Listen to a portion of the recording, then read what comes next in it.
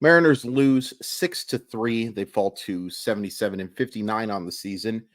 They've lost 2 of 3 to the New York Mets. They haven't lost 2 of 3. They did lose 2 of 3 to the New York Mets, and they've lost 3 of 4 overall. Go over the scoring plays real quick. Pete Alonso singles home Francisco Lindor to give the Mets a 1-0 lead in the first. Francisco Alvarez singles home Ronnie Mauricio in the second, 2-0. Third inning, Pete Alonso homers. Jeff McNeil scores 4-0. Mariners get 3 in the fourth. Dominic Canzone homers with Eugenio Suarez after Suarez was hit by a pitch. 2-4. Mike Ford homers to make it 3-4. But it's all Mets from that point on. Jeff McNeil hits a home run in the fifth, and Pete Alonso hits his second of the day. 6-3. Mariners unable to get back on the scoreboard. Before we get into the positives and negatives, mostly negative, unfortunately, today, let's thank Simply Seattle, the very best in Seattle sports gear, whether you're looking for Seahawks, Sonics, Mariners, Kraken, whether you're looking for t-shirts, hoodies, jackets, hats, lots of great hats. Have spent a lot of my hard-earned money on those hats because they're so good, and it's a company that deserves my hard-earned money too. And if you want to save a little bit of your hard-earned money, use code MOLLYWOP15 at checkout at www.simplyseattle.com. That's code MOLLYWHOP15. Use that at a checkout, and you will get 15% off of your order. Thank you to the good folks of Simply Seattle. All right, let's look for some positives. Really nice game from Dominic Canzone. He's been swinging the bat pretty darn well as of late. Been impressed with his at-bats. Big homer, gets you kind of back into the game. Nice job by Mike Ford. Really, since I went on my tangent about Mike Ford, not only have the Mariners been a really good baseball team, Mike Ford has been a much more usable player. Still frustrates the heck out of me sometimes. But he gets on twice. He draws a walk. He hits that long homer. We will take that for sure. I think that's the end of the offensive positives, to be honest with you. Pitching-wise, I think you've got to give a lot of credit to Isaiah Campbell. And Thornton and Leone both give up runs. I'll talk about something with Leone in a second here. But they kept you in the game. 6 innings of 2-run baseball from your bullpen, you'll take it. Especially when you're considering the guys you used. I think it's a 9-man bullpen right now. So insane that's... I know, I'm an old man. But a 9-man bullpen to me is unheard of. It's just such a weird thing to have, but that's the way baseball works now. But you use bullpen arms 7, 8, and 9, and you're able to keep you in the game. Offense wasn't good enough, and we'll talk about it, but they kept you in the game. I want to talk about one negative, though, here, is that so Leone, who wasn't terribly effective, he only gives up the 1 run on the home run by Jeff McNeil. I don't love leaving in Leone in that situation. It's a 4-3 game. You've just gotten back into it. Why not use Cicero or Spire for one batter? Maybe they're completely unavailable. They shouldn't be. One of them should have been available for one batter. Now, the risk, of course, here is if you bring him in, and McNeil does get the hit, you've got to have Cicero or Spire face off against Alonso, who was excellent today. Has not been excellent for a lot of the season outside of, 40 home run season is pretty cool. But outside of the homers, it's not been a great year for the Polar Bear. So I get it from that perspective. Or use Campbell as the multi-inning guy. Leone is not good. He is, or, I don't know. It wasn't my favorite bullpen usage today. I would have rather seen Campbell work the multi-innings, and he did end up working those pair of innings. And then you can use one of those high-leverage guys because maybe they keep you in the game for longer. Not my favorite. Not completely. It doesn't, ultimately it doesn't matter because, no, let's talk about Kirby first. A disjointed show. Big surprise. Bad. Ineffective. Hurt a little bit by the defense. Josh Rojas makes a bad throw. And after I was pretty impressed with Josh Rojas's defense to begin, I'm kind of souring on it a little bit. Airs aren't everything, but he's got to be better. He's got to be better and had a tough day in his 2 plate appearances today too. but Kirby wasn't good.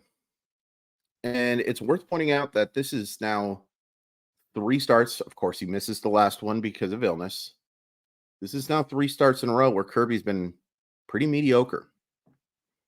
Has allowed 22 hits over those last 3 outings. I'm not extremely concerned. I'm just keeping an eye on the situation here. And I would say this. Let's say the Mariners do get that bye. They win the division. Everybody's happy. Everybody's real excited. Real excited. Real excited. Real excited.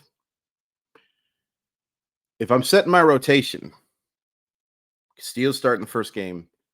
Logan Gilbert's starting game 2. He's been better. Logan Gilbert's been the better arm as of late. And then Kirby for 3. I'm fine with that. Pretty obvious 3 that if you get to set up that rotation, right? But it's disappointing that you had your 2 best pitchers on paper and with the eye test and the results too kind of stink. Castillo was bad yesterday. Kirby was bad today. I heard something on the post game real quick before I turned it off, and it was more that I had to record than I was like angry turning it off, just to be clear. But they were talking about how, got to give credits to the Mets. They were fouling off a lot of pitches, and they did. No question about it. They did foul off a lot of pitches. But it's not like Kirby was making outstanding efforts that they just missed or that Kirby just missed with. That wasn't the case. That wasn't the case at all. He was bad today. It was one of the worst starts I've seen.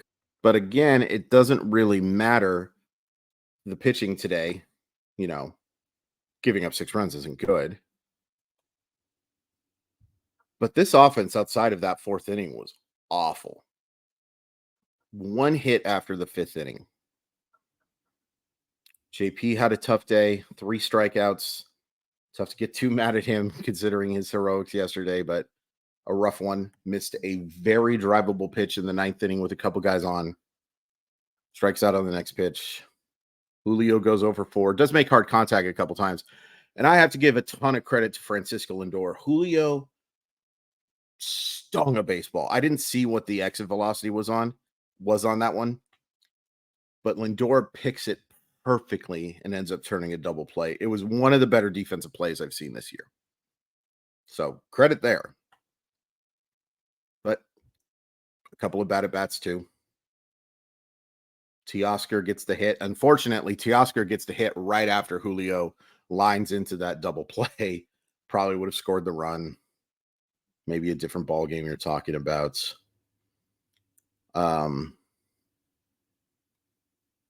Suarez, man. This has been ugly lately. And a lot of people push back and have tried to say that Suarez has been good all year. And there's no question there's been some bad luck for Suarez. We have seen him get Justin smoked quite a bit. I almost combined Dustin Ackley and Justin Smoke there. What a wonderful time to be a Mariner fan. He's definitely had some balls that look like they've been gone off the bat and they just haven't gotten over the fence. But it's really only been 2 months of good production, and the other 3 have been pretty ugly. 40% isn't that bad. And he has drawn his share of walks, and his defense has been just unreal good. Unreal good. Unreal good. But he's got to be better offensively. I like that they moved him down to 5th today. I think that's the lineup you want right now. Crawford, Rodriguez, Hernandez, Raleigh, Suarez. I might even consider moving Canzone into 5 and moving Suarez down to 6. And it's worth pointing out, if you take a look at the numbers, that's where Suarez has had the most success now. I think lineup positioning can be pretty darn overrated. Like, there's some small sample stuff. There's some other weird stuff.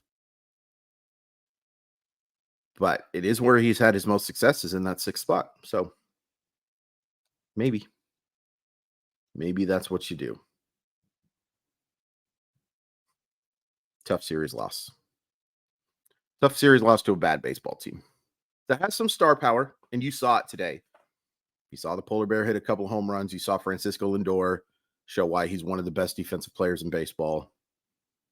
You saw it. Jeff McNeil was the, I hate this term, but I'll use it anyway, the batting champion last year. Batting champion should be the guy who leads the league in on base percentage, but good for McNeil. They do have good players still there, and they've got a ton of young talent. I think everyone here came away extremely impressed with Ronnie Mauricio, right? Like, he's had his ups and downs, and as a prospect guy, I'll tell you, there is volatility in that profile, but there's no denying the talent. One of the most talented young infielders, and he could play the outfield too in baseball. But it's still disappointing.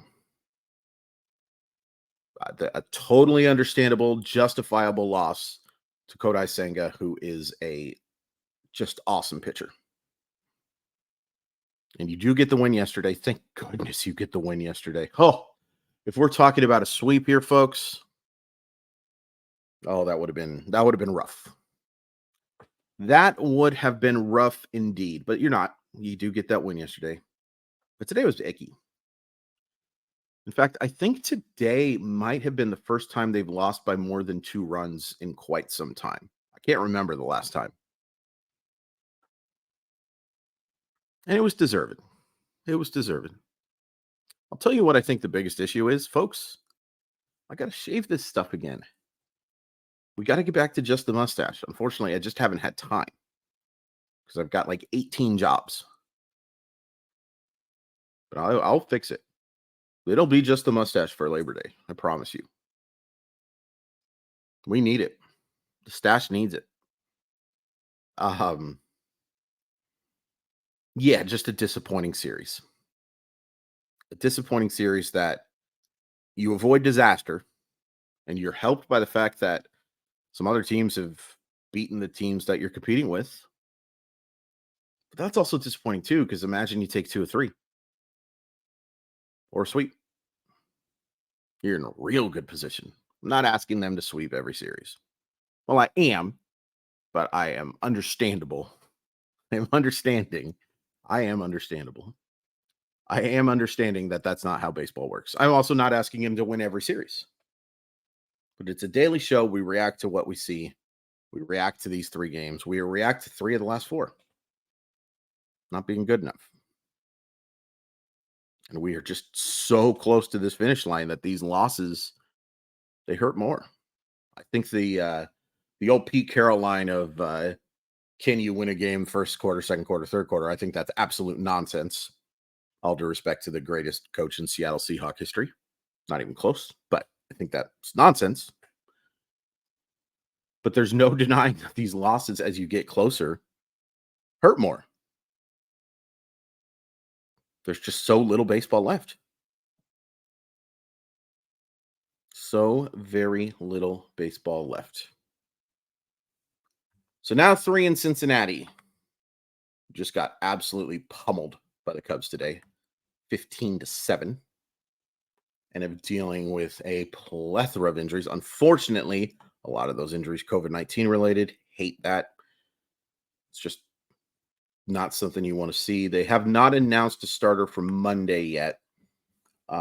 Interesting enough, on Tuesday, we have Bryce Miller going against Connor Phillips, who you might remember is a former Seattle Mariner prospect. Interesting. Prospect, Mariner current prospect. I know he's not technically a prospect versus former Mariner prospect.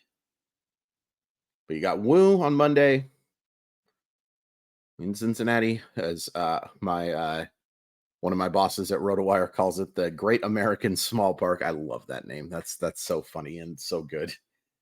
And then you got Miller versus Phillips, and then you got Gilbert going against Lyon Richardson.